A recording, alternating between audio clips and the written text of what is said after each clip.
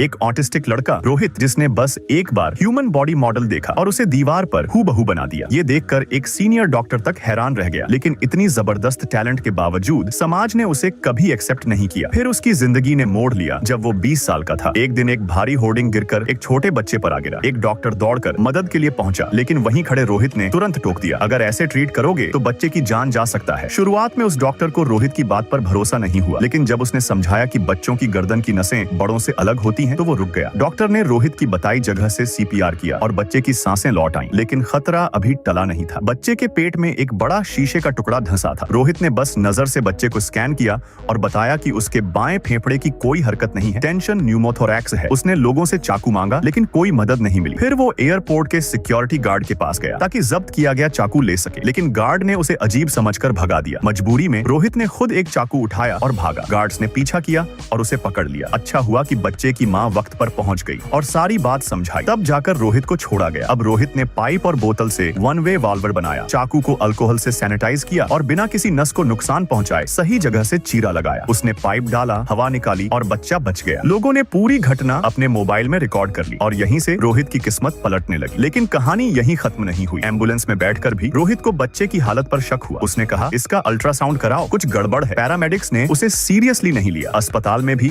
उसने वही बात दोहराई, लेकिन डॉक्टर ने उसे इग्नोर किया और सिक्योरिटी से बाहर भिजवा दिया। तभी मीडिया हॉस्पिटल कवर करने पहुंची। सिक्योरिटी दूसरी तरफ गया और रोहित फिर ऑपरेशन थिएटर में घुस गया। वो चिल्ला रहा था, अल्ट्रासाउंड करो, पेरिकार्डियल इफ्यूजन हो सकता है, मगर किसी ने ध्यान नहीं दिया। ऑपरेशन आधे में था, तभी बच्चे की हार्ट बीट और ब्लड प्रेशर अचानक गिरने लगे। डॉक्टर को रोहित की बात याद आई। तुरंत अल्ट्रासाउंड किया गया और वाकई उसकी बात सही निकली। बच्चे की जान फिर से बच गई। ऑपरेशन के बाद वही डॉक्टर रोहित से मिला। रोहित की हरकतों से वो समझ गया कि वो ऑटिस्टिक है। फिर भी उसने उसका शुक्रिया अदा किया। डॉक्टर ने पूछा, क्या तुम डॉक्टर हो? रोहित ने सिर हिलाया। हाँ। कहाँ काम करते हो? यहीं। कौन से डिपार्टमेंट में? General surgery. ये सुनकर डॉक्टर सन्न रह गया। उसे यकीन नहीं हो रहा था कि उसका नया असिस्टेंट, जो एक बच्चे की जान बचा गया, असल में ऑटिस्टिक है। कुछ सेकंड सोचने के बाद डॉक्टर के मन में बस एक बात थी, ऐसे लड़के को डॉक्टर नहीं होना चाहिए।